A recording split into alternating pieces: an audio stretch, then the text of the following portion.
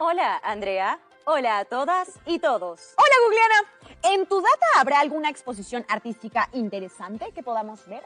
Revisaré. En el 2019 hubo una muestra colectiva en Lima, en el Centro Cultural España, que te puede interesar.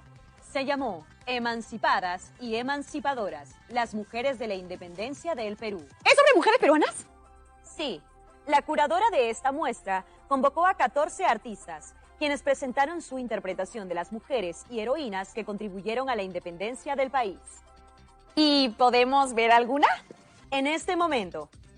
Esta es una tabla de Sarua realizada por Benuca Ebanán y representa a María Parado de Bellido. El texto en quechua dice: yo no he venido para informar, sino para sacrificarme por causa de la libertad, haciendo referencia al intenso interrogatorio al cual se documenta que fue sometida la heroína, con el fin de que delatara a sus compañeros independentistas. Qué importante tener una representación así en una obra de arte.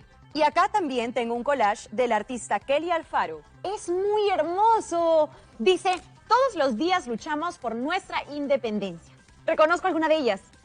El collage muestra a mujeres peruanas de diversos momentos históricos que lucharon por los derechos y las ubica en la Pampa de la Quinua, escenario del último gran enfrentamiento a favor de la independencia hispanoamericana. La imagen se acompaña con el sol y la luna, representados por Túpac Amaru II y Micaela Bastidas. Las mujeres se encuentran dentro de un retablo ayacuchano y en la parte superior se representa una mujer cóndor y los costados una mujer puma y una mujer serpiente, completando así la trilogía andina. No pensaba que una propuesta como un collage pueda contener tanta información. ¡Qué gran potencial de una obra de arte para hacernos reflexionar así! Pienso en las mujeres de la independencia, pero también en todas aquellas peruanas que día a día se suman a la lucha. ¿Acaso no son, de cierta manera, heroínas también? Quiero desarrollar un proyecto que visibilice su trabajo. Hoy será un programa muy especial, Googleana. ¿Por qué, Andrea? Porque hoy investigaremos cómo podemos representar a través de la narrativa visual los cambios en la participación de las mujeres después de la independencia. Sí que es especial. Y para iniciar esta investigación, quisiera ver cómo ven este tema las y los estudiantes de diferentes regiones del país. ¿En tu región se reconoce alguna heroína? Una de las figuras más representativas de Apurímac es la gran heroína Micaela Bastidas Cuyacagua, que es considerada como una prócer y mártir de la independencia del Perú, y como a la vez era esposa y consejera de Túpac Amaru II. Ha sido de gran ayuda tu aporte. Muchas gracias. Hola, Andrea. Me llamo Jonás. Soy de Iquitos, Loreto. Hola, bienvenido a Aprendo en Casa. ¿Conoces el trabajo de alguna artista de tu región que contribuya a la visibilización del aporte de las mujeres al país? Sí, es el caso de la artesana Erika Caro Catachunga. Es una artesana de la comunidad de Esperanza, que está ubicada en Talmichaco, Tahuayo. Es la presidenta de la cooperativa Esperanza del Bosque, que aprovecha de manera sostenible los recursos naturales de su territorio y mantiene viva los recursos a través de la artesanía. Vemos que sí hubo cambios. Muy interesante lo que nos cuentas. Hola a todas y a todos. Mi nombre es Valerie y soy de Tumbes. Hola, cuéntanos, ¿conoces la historia de alguna mujer que haya contribuido en generar cambios en la participación de las mujeres? ¿Crees que deberían celebrar sus aportes de alguna manera en especial? Sí, conozco a Julia Codecido, pintora que desde el indigenismo logra desarrollar escenas incluso intimistas. Es una artista completa que interviene en la vida cultural y social peruana. Por ejemplo, forma el Fondo Museográfico de Arte y Artesanía Popular. Se vincula con los intelectuales de vanguardia y diseñó la carátula del libro 7 ensayos de interpretación de la realidad peruana de Mariátegui. Gracias. Veo que a lo largo de los años y las regiones del país hubo muchos cambios. Estoy muy ansiosa de empezar a crear un proyecto que pueda visibilizar estos cambios, sobre todo en un contexto como el de la conmemoración del Bicentenario. Pero, ¿por dónde empiezo? Quizá alguien nos pueda ayudar. Hola, Andrea. Bienvenida, profesora.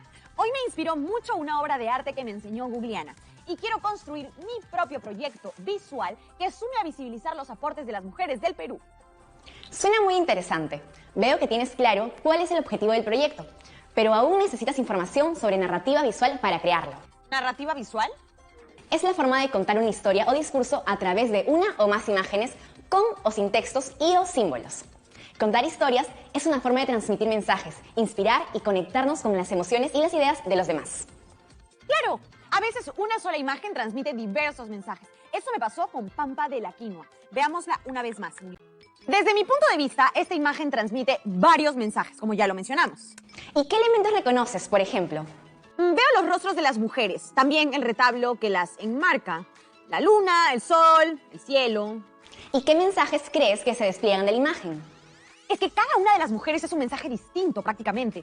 Cada una ha contribuido de diversas maneras en diferentes épocas y contextos a la independencia de las mujeres. Por ejemplo, vemos a Máxima Acuña, a Victoria Santa Cruz, a Clorinda Mato de Turner. ¿Y eso qué te lleva a pensar? Que debemos darle mayor visibilización al aporte que hacen todas las mujeres, día a día, en búsqueda de una sociedad más equitativa y justa. Y existen recursos en el lenguaje visual que se pueden emplear para que esos mensajes lleguen a nuestras emociones y pensamientos de manera más rápida. Por ejemplo, con el color, la forma, entre otros. ¿Y este lenguaje visual puede ayudarme a construir una narrativa en mis imágenes?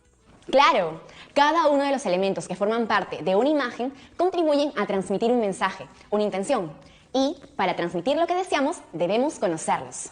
Claro, así decidimos cómo organizar cada cosa que aparece en la imagen. Quiero conocer estos elementos para poder realizar mi proyecto.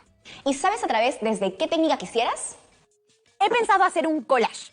Tengo muchos recortes periodísticos de mi abuelita de antes y después de lograr el voto femenino. Me parece un gran recurso. Sí, además creo que siempre es importante recordar la lucha de tantas peruanas por lograr el sufragio de las mujeres. Estoy de acuerdo contigo. Quiero conocer los elementos de la narrativa visual para poder hacer mi collage. Entonces, empecemos por el encuadre. Es la selección de la realidad que decidimos poner en la obra. Gracias, Gugliana. Pongamos un ejemplo. Si el proyecto que quieres hacer fuera una fotografía, es todo lo que percibe el lente de una cámara. Así decidimos qué objetos van a aparecer y cuáles no. ¿Esto sería un encuadre? Exacto. Con el ejercicio de enmarcar con los dedos, podemos entender la idea del encuadre. El objetivo es lograr que el espectador dirija su mirada y atención al punto que el artista desee. Y otro elemento importante es la composición, es decir, cómo están organizados los objetos y personajes en ese encuadre. Y ahí aparece la persona o objeto principal de nuestra imagen. Ese es otro elemento, el sujeto principal. Y como dices, puede ser persona u objeto, pero también animal o un grupo de personas. Será el protagonista de la obra y el resto de elementos se organizan en torno a este. ¿Y tiene que ocupar la mayor cantidad de la imagen? No necesariamente. Puede ocupar solo una pequeña porción de la imagen, pero el resto de elementos combinados deberán estar organizados para orientar la mirada del espectador. A través del color, la luz, la composición y los planos. Entonces, una cosa es el sujeto principal y otra son todos los elementos que acompañan. También debes tener en consideración la relación figura-fondo. El fondo entiendo que es la imagen que está al fondo. Efectivamente, es lo que soporta la imagen. Es el espacio visual que acompaña al sujeto principal, mientras que la figura es el espacio lleno de la obra. Veamos un ejemplo. Esta es una tabla de Sarwa de Benuca Ebanán. Acá observamos la escena de la preparación de la olla común para la comunidad. ¿Cómo percibes el fondo en esta imagen? ¿Sientes que tiene el mismo peso que la figura? Al fondo vemos casas de colores y una bandera.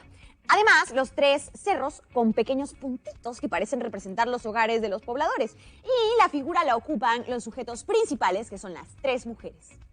Bien, Andrea. Ahora podemos hablar de los planos, los cuales te pueden ayudar a que comuniques la visión de lo que quieres compartir. Y tenemos 3 grandes grupos: los descriptivos, los narrativos y los expresivos. ¿Cómo son los planos descriptivos? Los descriptivos muestran el lugar y pueden plantearse de 3 maneras. Primero, a través del plano general, donde la figura humana está ausente o apenas se percibe. Como una foto de un paisaje. Puede ser, pero también el plano descriptivo puede ser un plano general corto. Que también usa un plano de visión amplio, pero se centra en un sujeto específico.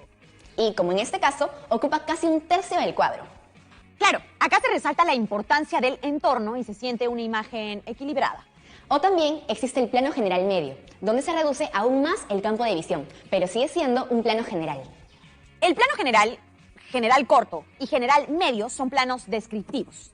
¿Y cuáles son los planos narrativos? Son 4 y se llaman plano conjunto, plano entero, plano americano y plano medio. ¿Podemos ver un ejemplo de cada uno?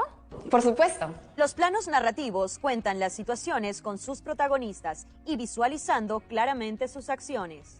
Así es un plano conjunto. Se percibe un grupo de figuras en su totalidad. Claro, en el plano conjunto entiendo a los personajes y que existe una relación entre ellos. Luego tenemos el plano entero. Aquí ya veo la figura entera de los personajes. Es el plano ideal para describir las acciones físicas. Otro plano narrativo es el plano americano. Aquí ya no vemos al personaje completo, ¿no? No, el corte del plano americano es más o menos a la altura de las rodillas. Acá vemos con mayor claridad el rostro, pero también su relación con el escenario. Claro, veo que se va reduciendo el tamaño del protagonista. Y en el caso del siguiente también, con el plano medio. En el plano medio ya puedo ver más la expresión del sujeto. Es el plano que muestra la relación y el diálogo. Se corta a la altura de la cintura. Recapitulemos. Tenemos los planos descriptivos, los narrativos y nos falta uno más. Sí, los planos expresivos. Como su nombre lo dice, aquí apreciamos mejor las expresiones y los detalles. Me gustan las imágenes donde puedo reconocer los detalles. Entonces seguro querrás conocer qué planos están incluidos dentro de los expresivos. Primero tenemos el plano medio corto. Desde la cabeza hasta la mitad del pecho. También tenemos el primer plano. Vemos el rostro de las personas y el escenario se reduce. Me queda claro que con un plano así puedo intuir si el personaje está asustado, emocionado, triste. Claro, esa es una de las grandes contribuciones del primer plano. Finalmente, el último plano expresivo que voy a mencionar es el plano detalle. Este debe ser muy de cerca. En efecto, enseña algo de forma especial que, de lo contrario, pasaría desapercibido. Representa una pequeña parte de la figura humana o un objeto. Veo que son muchos elementos para establecer un lenguaje visual, pero mi objetivo es comunicar algo de manera efectiva a través de una imagen. Así como el lenguaje para ser entendido necesita de gramática, ortografía y más, pues acá tenemos lo mismo. Es una buena manera de compararlo, Andrea. Volvamos al proyecto que quieres realizar. Sí, estoy muy emocionada. Y si las y los estudiantes se animan también, pueden realizar su propio proyecto que contribuya a visibilizar los cambios en la participación de las mujeres en sus comunidades. Pueden ser fotografías, collages, pinturas, cualquier propuesta visual es bienvenida. Una manera interesante para plasmar la idea del cambio la podemos realizar a través de dos escenas que narren la historia. Una que cuente cómo era antes una situación y la otra del presente, es decir, el cambio. ¡Qué buena idea! Mi idea es hacer un collage que comunique sobre el sufragio femenino. Podría utilizar algunos recortes de mi abuela pasados y también incluir recortes actuales de la participación política de las mujeres. ¿Y sabes cómo utilizarás el lenguaje visual? ¿O qué intención quieres transmitir? Había pensado que ambas escenas tengan como sujeto principal a diferentes peruanas, aquellas que luchaban por el sufragio, como las que siguen luchando por la participación en política. Empezaría trabajando por capas. Primero, el fondo, en plano general, para darle el peso necesario al contexto pasado y al actual. Y luego, la figura. Me gustaría que ellas aparezcan a través de planos narrativos y expresivos, que podamos ver la interacción entre ellas, pero también a través de sus expresiones percibamos sus emociones y sentimientos. Y con ello, traigamos siempre a la memoria qué es y ha sido una lucha constante de muchas peruanas para lograr los derechos que nos hacen ciudadanas. Muy bien, Andrea. No tengo duda que este proyecto te va a quedar increíble. ¿Ya estás lista para que empieces? ¡Ay, muchas gracias! Quiero dar a visibilizar el antes y ahora sobre la participación de la mujer en la sociedad y cómo ellas han ido evolucionando a través de los años y consiguiendo más oportunidades. La intención de la imagen de antes es hacer ver cómo antiguamente las mujeres se encargaban con toda la responsabilidad del hogar. En la imagen de ahora vemos a la mujer y cómo ellas siguen teniendo más oportunidades en lo laboral y en la sociedad, y sin dejar de lado el hogar, y cómo ellas seguirán luchando por obtener más oportunidades.